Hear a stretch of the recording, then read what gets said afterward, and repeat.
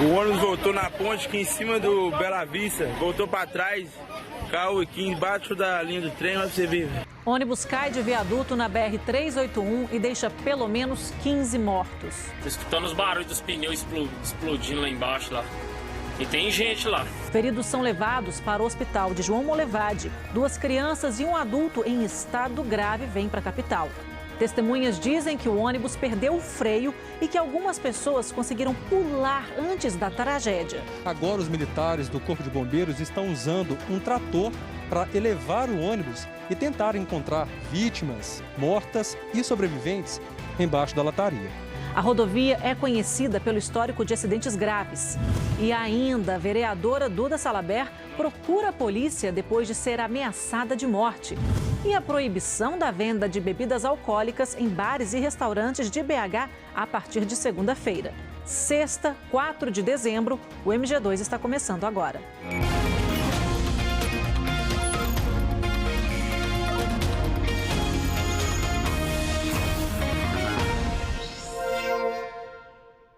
Olá, boa noite para você. Mais um trágico acidente nessa tarde na chamada Rodovia da Morte. 15 pessoas morreram e mais de 20 ficaram feridas depois que um ônibus caiu de um viaduto na BR-381 em João Molevade. A gente vai falar ao vivo agora com o André Junqueira, que está lá no local. Boa noite para você, André. Todas as vítimas já foram retiradas? Olá, Iana, boa noite para você, boa noite a todos que nos assistem. Olha, nesse momento não existem mais vítimas aqui. A gente está aqui num local que serviu de base para toda essa operação de resgate aqui perto desse viaduto que fica sobre uma linha de trem na BR-381. Foi uma operação que mobilizou muita gente. Mais de 50 pessoas foram mobilizadas, gente do bombeiro, brigadistas, polícia civil, polícia militar, polícia rodoviária federal. 4 helicópteros também foram acionados para o resgate das vítimas. Os bombeiros disseram que 12 pessoas morreram na hora, aqui no local do acidente. Outras 3 também não resistiram e morreram a caminho do hospital. O trabalho agora vai ser para analisar, investigar, para saber exatamente o que aconteceu. Testemunhas disseram que esse ônibus, ele desceu esse viaduto que está aqui atrás da gente de ré, descontrolado, desgovernado. Bateu na mureta de proteção e acabou caindo de uma altura de 15 metros. Uma tragédia que deixou muitos feridos, como eu falei, muitos mortos também. E essa investigação vai acontecer. Nesse momento, ainda tem gente do Corpo de Bombeiros aqui. Eles estão fazendo ainda um trabalho no ônibus para saber exatamente se encontram alguma coisa a mais, alguma informação que possa sugerir o que aconteceu aí. Mas, como eu disse, foram 15 mortos e muitos feridos. Neste momento, a gente conversa com o Vladimir Vilaça, que está num hospital em João Molevade, que pode nos informar a respeito dessas vítimas. Vladimir, a gente fala com você. Oi, André, boa noite para você, boa noite para todos. Eu estou exatamente 15 quilômetros do local do acidente de onde você fala ao vivo neste momento. O Hospital Margarida é o único de João Molevade e para cá que foi trazida a grande maioria dessas vítimas. Eu conversei agora há pouco com uma enfermeira que está aqui de plantão. A gente pode ver aqui atrás de mim que a movimentação neste momento é tranquila, mas ela disse que no início da tarde foi um movimento muito grande aqui. O hospital não estava preparado para receber tantas pessoas de uma vez. Como eu disse, agora está tranquilo. Eu consegui ver algumas pessoas, alguns sobreviventes aqui do lado de fora que estão acompanhando outras pessoas que estão na mesa da cirurgia, que estão internadas aqui no hospital. Agora, situação tranquila, mas bem diferente do que ocorreu aqui em João Molevade e na região no início da tarde, na hora desse acidente, como a gente confere agora na reportagem. O ônibus está lá embaixo pegando fogo. Na ponte aqui do Molevade, aqui, ó, não tem nem 5 minutos que isso aconteceu, não. O acidente foi no começo da tarde e causou pânico entre as pessoas que passavam pela BR-381.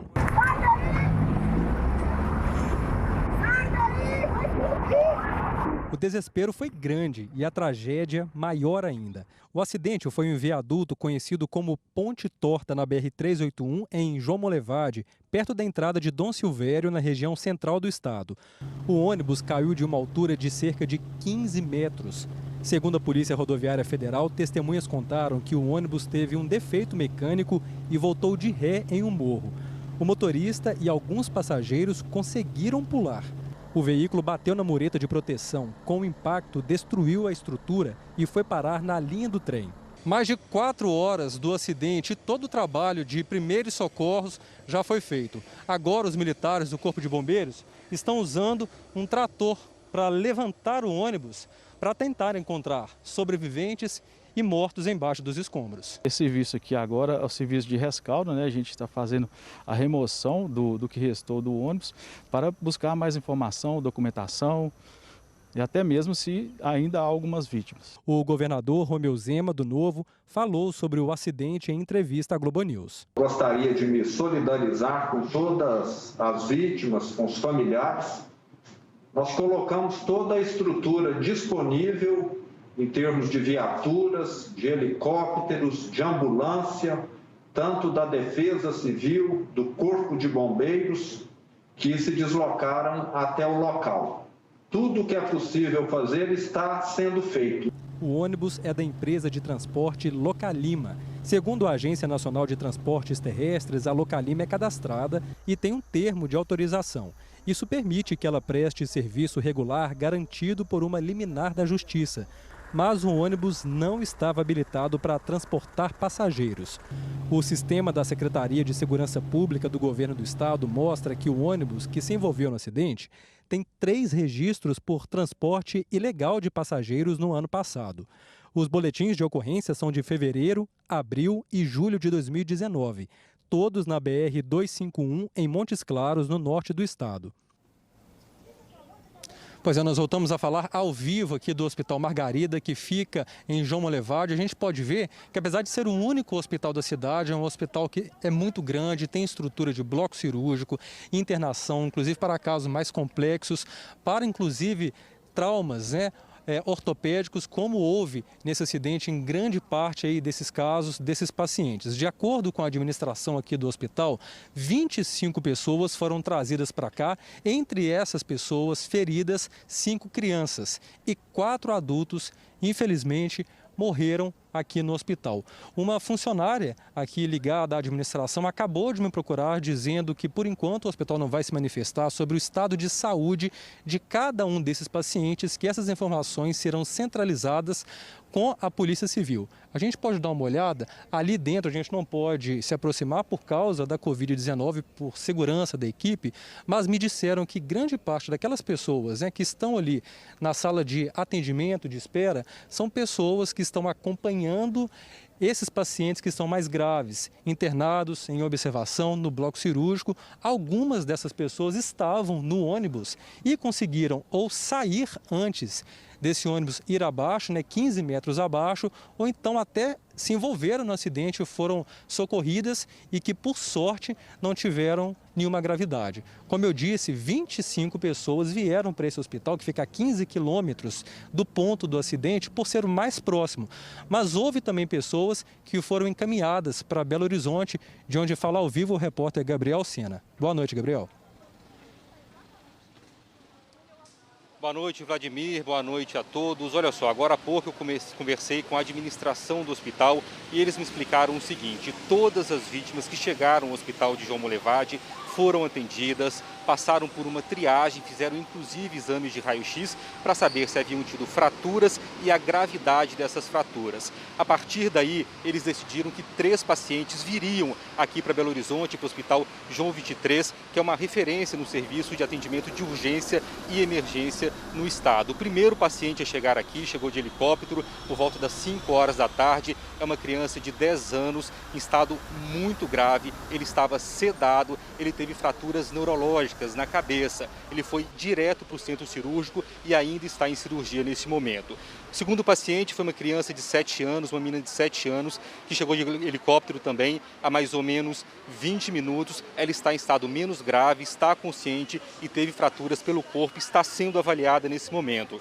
O homem, que é pai da criança de 10 anos, que teve fratura neurológica, ainda não chegou aqui no hospital, mas ele está em estado grave, vem de helicóptero também e vem sedado, acompanhado, claro, por uma equipe médica. Os corpos dos mortos serão encaminhados para o IML de João Molevade e alguns serão trazidos aqui para o IML de Belo Horizonte. A equipe técnica do IML já está pronta, esperando esses corpos chegarem. Iana. Gabriel, muito obrigada pelas informações. A gente está aqui na torcida por todas essas pessoas que estão internadas, que vão passar por cirurgias para que elas se recuperem totalmente. E a gente transmite também os nossos sentimentos às famílias que perderam pessoas nessa tragédia que a gente acabou de mostrar aqui no MG2. Muito obrigada pelas informações, Gabriel. E bares e restaurantes não vão mais poder vender bebida alcoólica para consumo no local aqui em Belo Horizonte. Essa regra ela passa a valer na segunda-feira. De acordo com a Prefeitura, essa medida que foi tomada é para conter o avanço da Covid. O Danilo Girundi, ele está acompanhando essa movimentação agora. Danilo, conta pra gente, o pessoal está respeitando ou não o distanciamento e as regras de segurança nesse fim de semana aí, né, que já começou agora, de despedida? Ei, Ana, boa noite a todos. Nós estamos aqui na Avenida Alberto Sintra, na parte que fica no bairro União, e o Paulo vai mostrar pra gente que lá do outro lado, onde ficam os bares, já tem movimentação, o pessoal chegando para o happy hour de sexta-feira. Tem gente nas mesas, as mesas estão bem espaçadas, a gente consegue ver que vários bares colocaram esse gradil com mesas no meio-fio, né, que é para poder ampliar o espaço de atendimento. A gente consegue ver que as pessoas estão sim com distanciamento, pelo menos daqui do ponto que a gente está. Muita movimentação também de carros chegando, alguns estacionando, outros chegando mesmo, indo para casa, seguindo ali para o Vetor Norte pela Cristiano Machado. Esse vai ser o último fim de semana que bares e restaurantes vão poder servir bebida alcoólica aqui em Belo Horizonte, porque um decreto da Prefeitura fez essa alteração. E isso foi porque o número de casos de Covid tem aumentado e também o número de leitos e ocupação no hospital também está aumentando. Então foi uma medida de precaução, segundo a Prefeitura, para poder tornar esses espaços menos atraentes para as pessoas. Vamos ver na reportagem da Juliana Perdigão, Glaucio Nogueira e Sérgio Leite.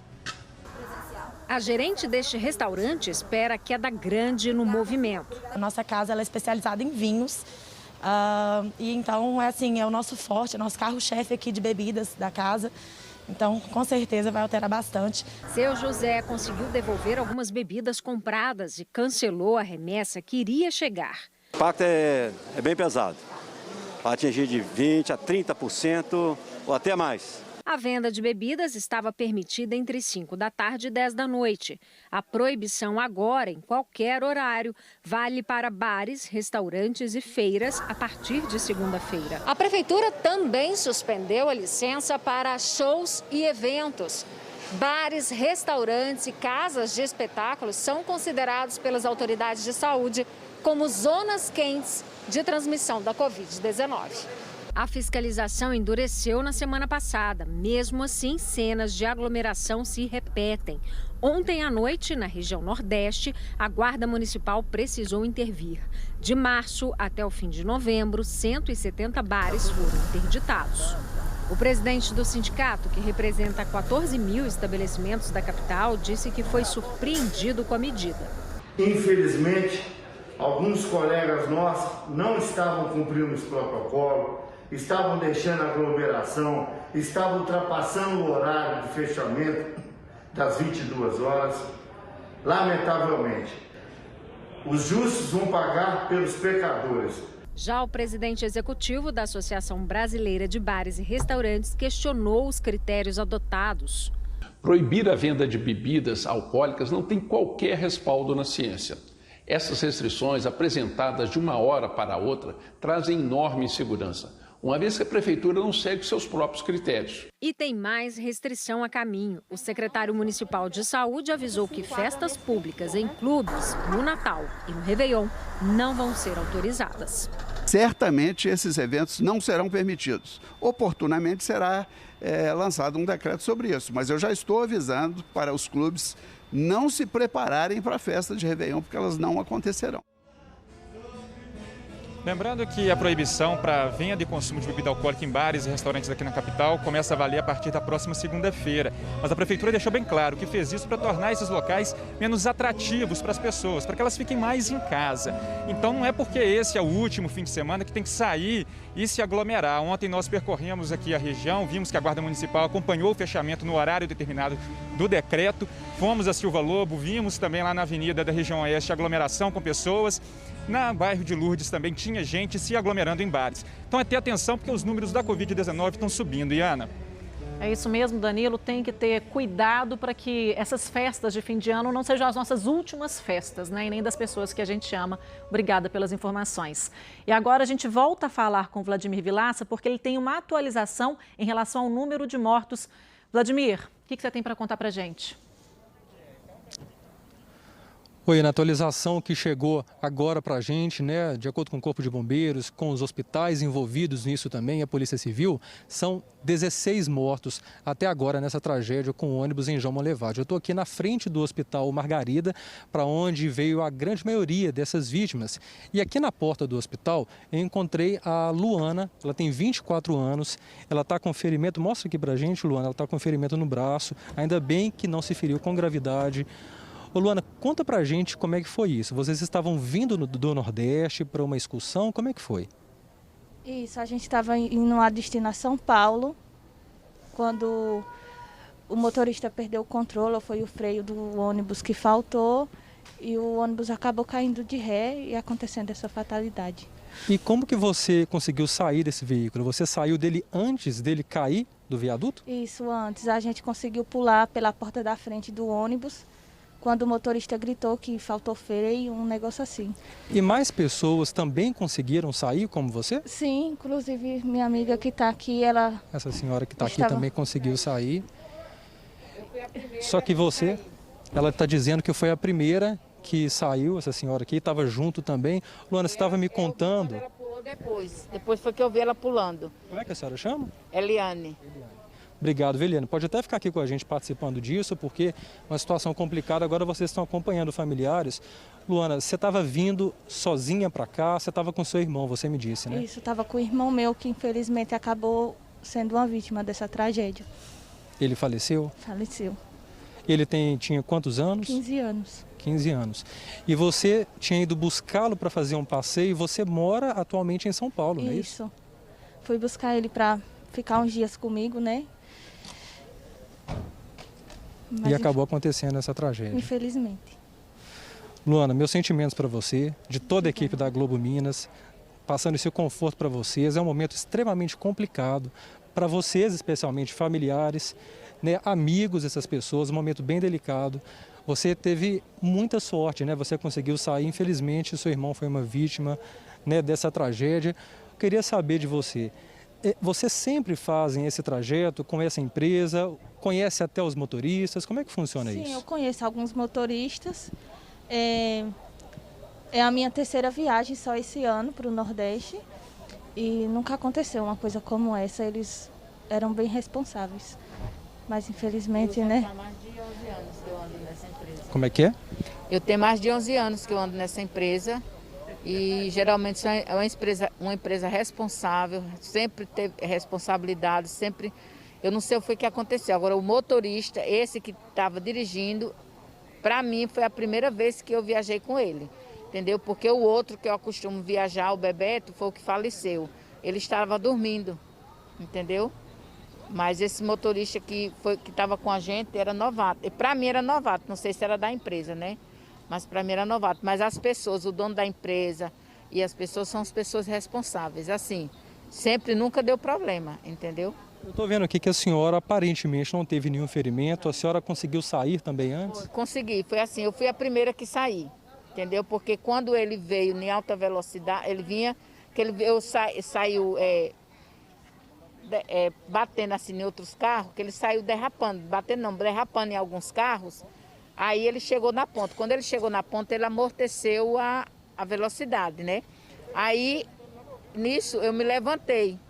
Aí, quando eu me levantei, eu empurrei a porta aquela porta que fecha para os passageiros. Aí, eu empurrei a porta, eu levantei, levantei o meu celular e ia pegar na bolsa. Aí me levantei, aí eu vi quando o rapaz, o ajudante, tentando segurar o ônibus, e o ônibus andando de ré, entendeu? Aí eu fui, empurrei a porta, aí empurrei outra porta e desci, ainda caí, de cima ainda caí, mas consegui levantar. E o motorista pulou por cima de mim.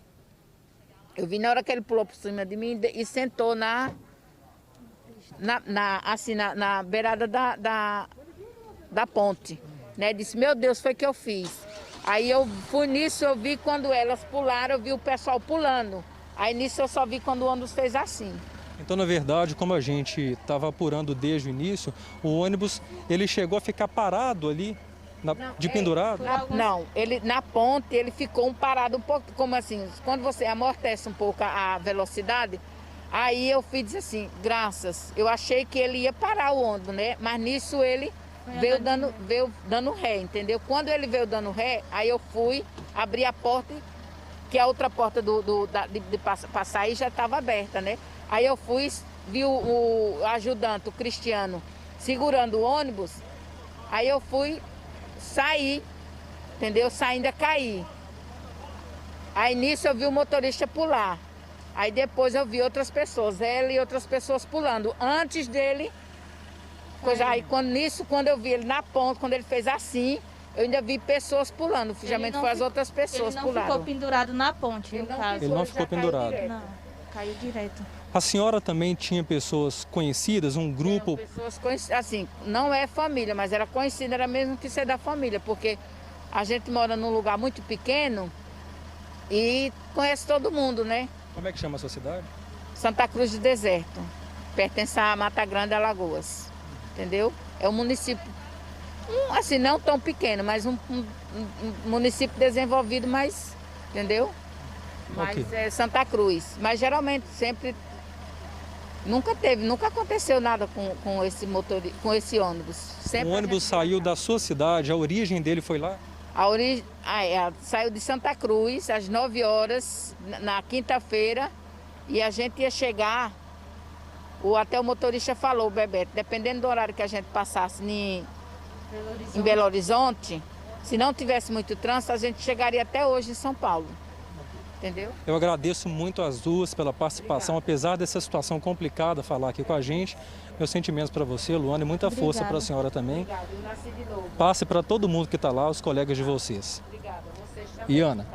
Ládio, obrigada pelas informações e muito obrigada às duas por terem tão gentilmente conversado com a nossa equipe. E logo depois do intervalo, então, a gente volta a falar sobre esse acidente lá na BR-381. E a vereadora Duda Salabert é ameaçada de morte e procura a polícia. Agora são 7 horas e 27 minutos.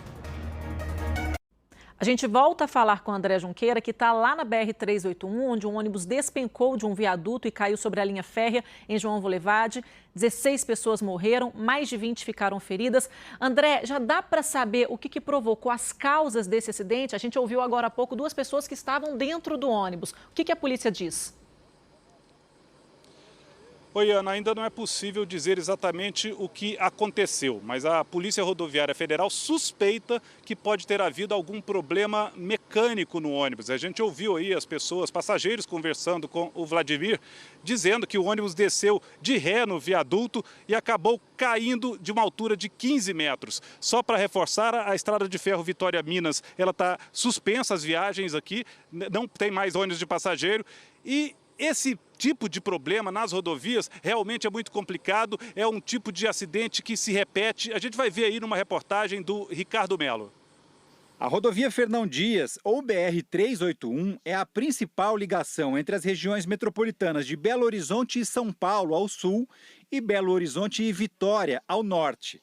Mas é conhecida também como Rodovia da Morte, porque é sinuosa e oferece risco aos motoristas, mesmo depois de ter trechos duplicados. Perigos que já causaram muitas mortes. Um ônibus tombou na BR-381 em Brumadinho em novembro de 2017. 6 pessoas morreram no local, entre elas um bebê de 9 meses. Um homem de 33 anos morreu no Hospital Regional de Betim. A Polícia Rodoviária Federal informou que 13 pessoas foram socorridas. Num acidente de madrugada em agosto de 2007, outras 9 pessoas perderam a vida e 19 ficaram feridas em um acidente com um ônibus. O veículo, com 28 pessoas, perdeu o controle, tombou na pista e bateu num barranco. A viagem era de Vitória, no Espírito Santo, para Belo Horizonte. O traçado da estrada e os desníveis da pista em alguns trechos exigem atenção dos motoristas. Mas outros problemas se juntam a esses: o excesso de velocidade e a imprudência. Em abril de 2005, um ônibus caiu de uma ribanceira na cidade de João Molevade, também na BR-381, matando 10 pessoas e deixando outras 24 feridas. Apenas 3 passageiros escaparam do acidente sem ferimentos. O ônibus viajava da Bahia para São Paulo. A vereadora eleita de Belo Horizonte, Duda Salabert, do PDT, foi à polícia registrar queixa de ameaça de morte. Ela é transexual e acredita que está sendo vítima de preconceito e intolerância. Duda Salabert procurou a delegacia. A gente volta a falar com Vladimir Vilaça, que está lá no hospital em João Molevade, para onde foram levados os sobreviventes dessa tragédia na BR-381. Vladimir, o que você conta para a gente? Iana, olha, neste momento está acontecendo aqui um trabalho da equipe do hospital. Aquelas pessoas ali atrás, eles estão conversando sobre a logística disso, porque ainda bem muitas pessoas sobreviveram e não tiveram um ferimento muito grave. Porque como a gente mostrou agora há pouco, alguns desses passageiros conseguiram sair do ônibus antes de ele despencar 15 metros abaixo. Uma dessas pessoas é aquela senhora ali que está numa cadeira de roda. A gente está vendo que tem algumas ambulâncias aqui porque a administração do hospital conseguiu, com o setor de serviço social aqui da cidade, encaminhar essas pessoas que vão ter que ficar aqui na cidade em observação, aguardando inclusive cirurgia de outros passageiros. Essas pessoas vão aguardar aqui na cidade em um albergue que fica aqui mesmo em João Molevade, num bairro próximo, né? A gente pode ver que a movimentação ali do outro lado é intensa, porque agora que o trabalho lá no local do acidente está sendo encerrado, essas ambulâncias, esse pessoal de resgate terceirizado, inclusive os bombeiros, estão vindo para cá para dar um suporte a esse hospital, o Hospital Margarida. É um hospital grande, mas é um único hospital da cidade que, até como uma enfermeira disse, nas primeiras horas da tarde não estava preparado para receber de uma vez só 25 pessoas. Agora a gente vai saber a situação em Belo Horizonte, para onde foram pacientes também, com Gabriel Sena. É isso, Vladimir. 3 pacientes vieram transferidos aqui para o Hospital João 23, em Belo Horizonte. Um ainda não chegou. É um homem, está em estado grave, está vindo de helicóptero, está sedado, inconsciente, acompanhado pela equipe médica. Outros 2 pacientes já chegaram. O primeiro é uma criança de 10 anos, filho desse homem, que ainda não chegou aqui. Ele chegou com fratura neurológica, foi direto para o centro cirúrgico e ainda está passando por cirurgia neste momento. A outra vítima chegou aqui por volta das 6h40, uma menina de 7 anos que chegou com fraturas pelo corpo e está passando por uma triagem neste momento. Iana. Obrigada pelas informações, Gabriel. A gente segue torcendo por essas pessoas. O MG2 termina aqui. Todas as notícias de hoje estão lá no Globoplay. Fique agora com a novela Haja Coração. Boa noite para você.